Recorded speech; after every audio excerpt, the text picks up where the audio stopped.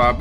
The idea of this session was kind of like, it's called breaking the mold because it's like, where else can these ideas go and where do they lead? And sort of outside of the context of the rest of the workshop. And so I also just want to thank Peter for being willing to give a talk. I really appreciate that, and it was super interesting.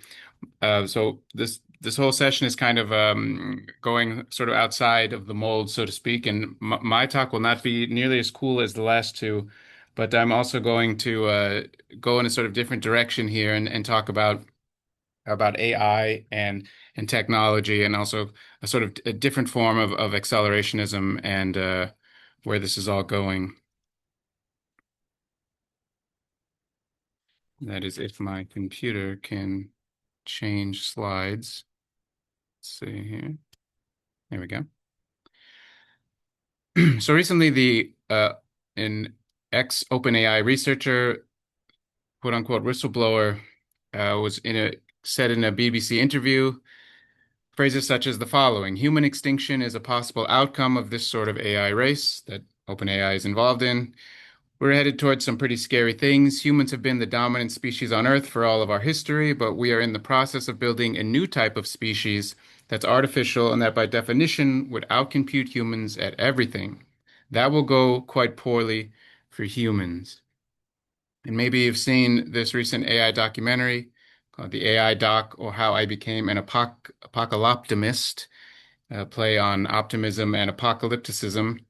And this documentary explores how superintelligence is going to emerge and what happens after. And it features tech apocalypticists who say humans are going to be treated like ants, humanity will be wiped out, the world is going to end, and so on. And then it also has tech optimists who talk about the hive mind is the only solution, and superintelligence is going to and merging with superintelligence is sort of the only way, but it's going to help us solve all these problems that we have, and basically we must become superhuman with the AI.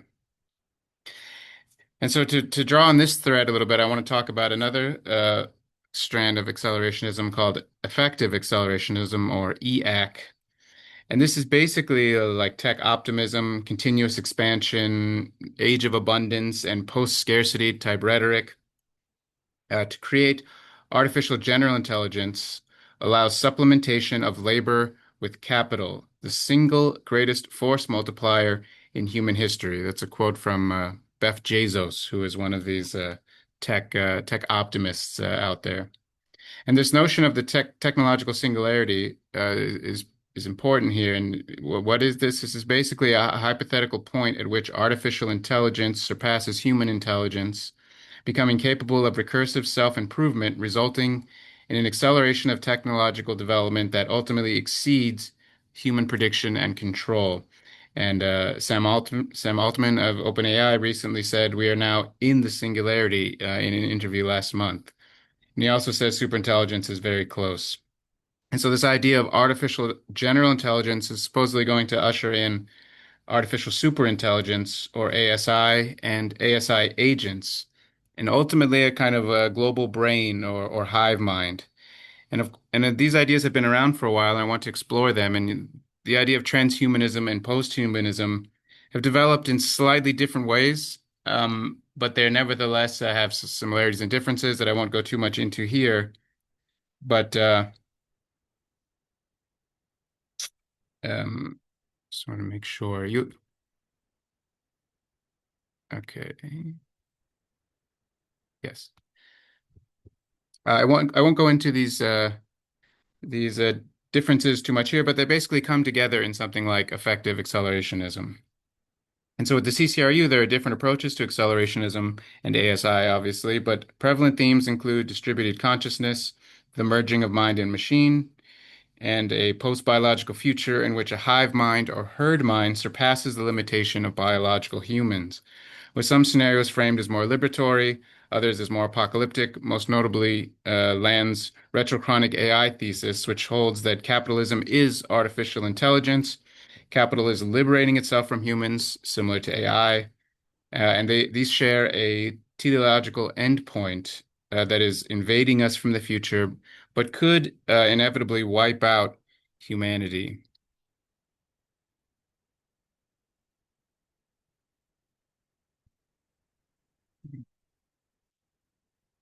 And people like Bostrom, I'm going to skip this, I think, for time, has been talking about this for a long time, and this idea of emerging superintelligence and how to get there, and is a prominent voice in this field. But let's turn back the clock a little bit just for fun. And for this, I want to identify some cultural reflections and resonances or cultural entanglements, or even better, what Caspar Opstrup calls weird entanglements in the description for the Twisting the Fabric of Space project. Only here, this is in the context of AGI, ASI, and global brains.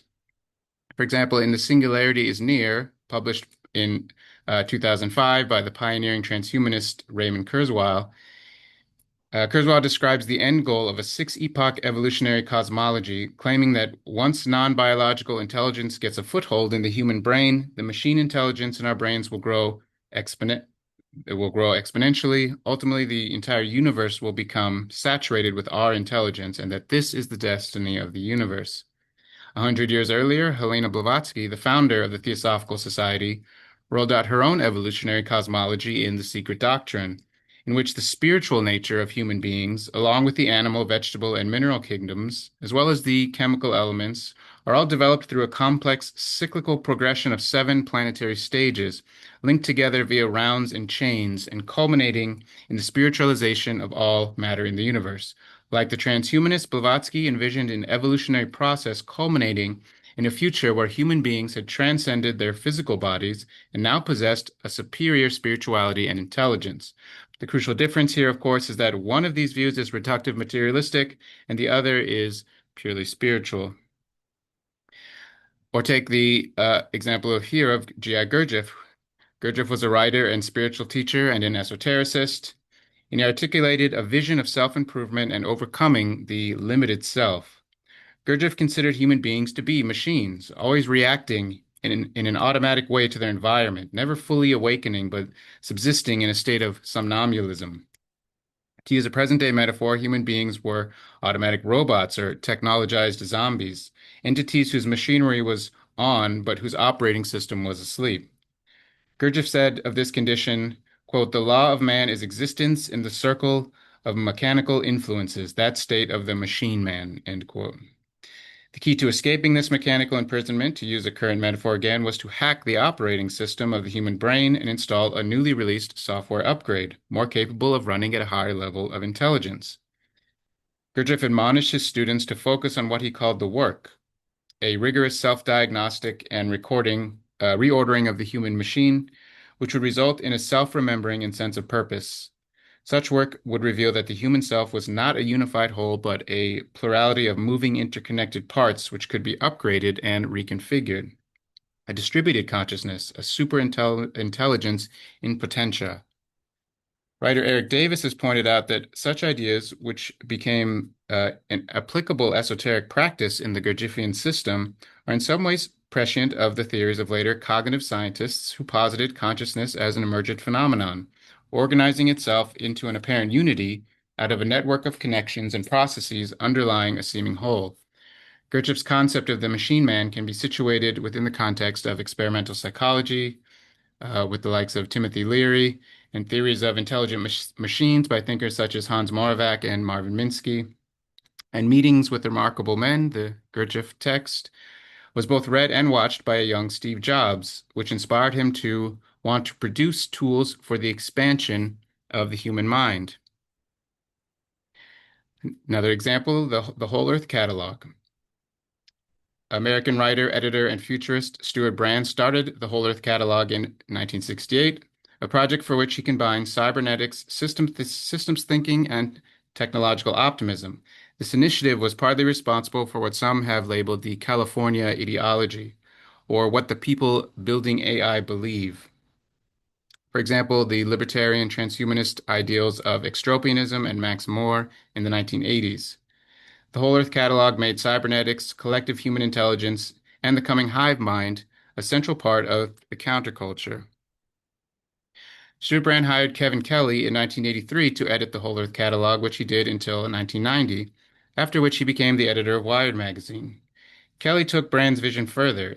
In 2001, Kelly gave a talk in Palo Alto titled The Self-Replicating Omega Library, in which he posited a self-replicating universal virtual library, or a forever library, which would contain all the books, ideas, and knowledge in the world. This forever library would also contain within itself all the necessary information required to reproduce itself.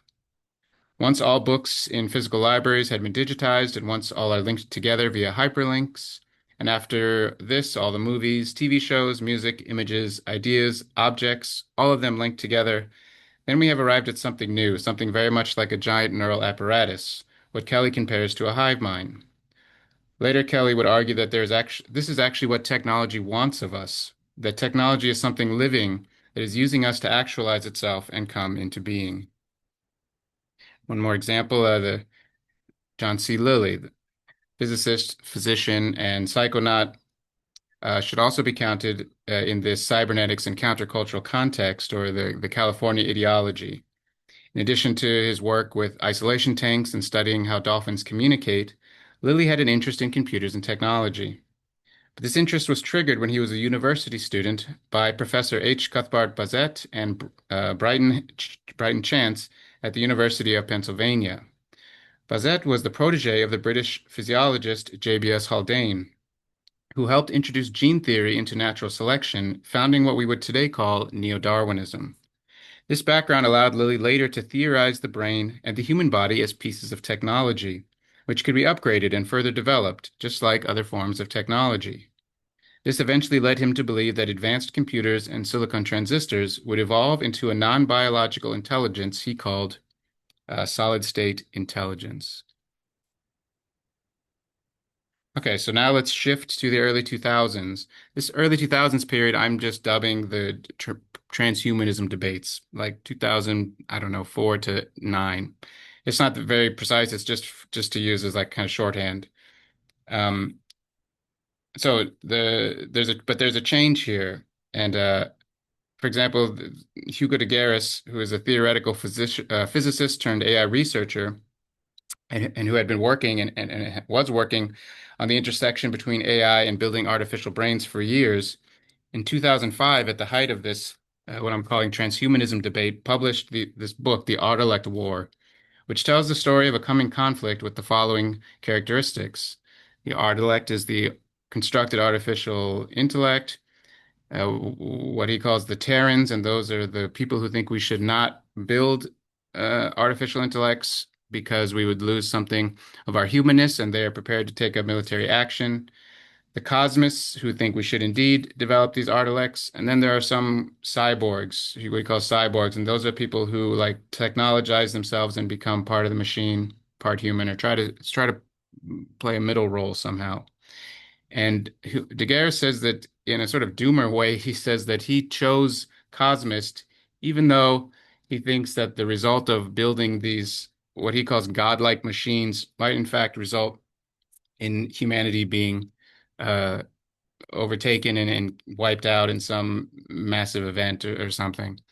And someone who De Garis was working closely with at this time was the AI researcher and computer scientist Ben Goertzel, who was and is more of a tech optimist, I would say, but also a cosmist. And Ben Goertzel was partly responsible for coining the term AGI in 2007. But Goertzel also has an interest in spiritual and metaphysical topics, AI consciousness, and he sits well within the California ideology, I would say. And there's a lot I could say about it, but I just want to mention one thing here, that Goertzel also writes fiction and comics, and he uses these as mediums to transmit his ideas about AI, robotics, and his tech optimism. In Echoes of the Great Farewell, also published in 2007, the book opens with a foreword attributed to someone called Dr. Adam Ahriman, with the suggestion that Dr. Ahriman received a mysterious manuscript from someone else named Ari Adaman, which the text explicitly calls a rather unsubtle play on my own name. In other words, this Ahriman character functions, according to Goertzel, as his unstable AI-obsessed alter ego, who is maniacally engaged with AGI, AI consciousness, and the singularity. Now, there's no indication I could find that Goertzel was referencing esotericist Rudolf Steiner's idea of Ahriman, with his adoption of the name Adam Ahriman for his AI-obsessed alter ego. But this strange resonance is immediately apparent whether Goertzel intended it or not. Interpreted through Rudolf Steiner, theosophist and esotericist, his Ahriman is the embodiment of machinic non-human intelligence and electrified materiality, a kind of super demon that is coming into being and that is going. Human beings have to kind of go through this trial by fire to meet this challenge in Steiner's cosmology.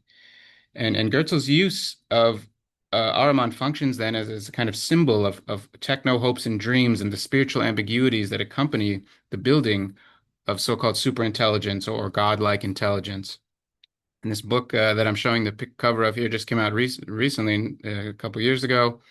Dark Aeon, Transhumanism and the War Against Humanity is actually published by the people around Steve Bannon. And as you can see, Steve Bannon wrote the foreword to this. And this book also name checks Steiner and also his ideas about Ahriman in a very interesting way, because the book is similar to what I was curious about with Land and where he can position himself within a right-wing Christian, traditional Christian context. It's a sort of Christian book, theological book, and yet it tries to somehow draw on Steiner's idea of Ahriman while at the same time saying, okay, well, that occult stuff, we don't really agree with that, but this Ahriman figure is somehow related. And anyway, just to point out more of these kind of resonances. There's more I could say about that, but I'm going to move on. And Land also engages the work of Hugo de Garis and the Art Elect War book in several places, most notably in the essay Philosophy in a War Zone, published in 2013. As I mentioned at the start, Land's retrochronic AI thesis holds that capitalism is artificial intelligence, that capital is liberating itself from humans, similar to AI, and that these share a teleological endpoint as a superintelligence invading us from the future, using humans to achieve actualization. In this essay, Land draws on de Garis to further nuance themes that he began in earlier texts, namely the idea of species war and warfare in the post-human age, which is supposed to be techno-militaristic, AI-driven eschatologies, and technological warfare that supersedes politics. That is, the belief that technology itself becomes the object of war instead of merely a tool to conduct warfare. In his analysis of the Art Elect War, Land points out the accelerationist elements that go unmentioned. This is just a quote from Land from the essay. The retrochronic dynamics of escalation are driven to an ultimate limit by fundamental game theoretical dissymmetry. The Terrans cannot possibly escalate too hard, too fast, because then the Cosmists are aligned with escalation, and therefore win automatically if the war is prolonged to its intrinsic extreme. The Terrans cannot allow the war to take its time, knowing that anything other than a prematurely concluded war is a Cosmist success. Time pressure reaches its maximum through the condensation of an absolute threat that is intricately entangled with the means required to counter it. End quote. There's more I want to say about that, but I'm looking at my time, so I'm going to try to finish. He's pointing out the inevitability of accelerationism there. So as we hurtle toward this post-human future, we find processes of actualization, at least in part, with AI hallucinating and dreaming its own realities and futures, and the phenomenon of sycophancy exploiting human desire, with LLMs doing everything they can to please users, and by doing that, forging a bond of psychosocial dependency. At the same time, we also find this growing quote-unquote AI backlash and the rise of so-called new Luddites, who are arming themselves to resist AI development and widespread infrastructural integration. And this is an image from a demonstration where they're sort of breaking these iPads. And what about the fear of the AI bubble? Is it a dream, a reality? My last slide, I'm almost done. So what I wanted to highlight in this talk is something like a culmination or a synthesis of the technological singularity people, such as Kurzweil and Nick Bostrom, and Land's ideas about capitalism and artificial intelligence being the same thing, all of which I think provide a kind of active substratum, so to speak, for current understandings of AGI and where it's going and where it's headed. As I've shown, and as other presentations in this workshop have shown, Both of these currents developed out of weird entanglements with esoteric, occult, or alternative modes of intelligence and heterodox views, especially or often in a countercultural mode. So what are we to make of that? And while Land is very present, it is actually possible to mostly locate him in this history, though it is not easy. But people like Elon Musk, Peter Thiel, Sam Altman, how are we to locate them? It feels obfuscated somehow. And yet they are implicated to the highest degree in creating a discourse that is supposed to involve a war between machine worshipping and machine fearing humans and the inevitable creation of artificial superintelligence. Perhaps the technological singularity is itself a sci-fi hyperstition, a fiction that makes itself real whether we like it or not. The last question, I suppose, and part of the point of this workshop, is whether there is another way and what that could look like. Thank you.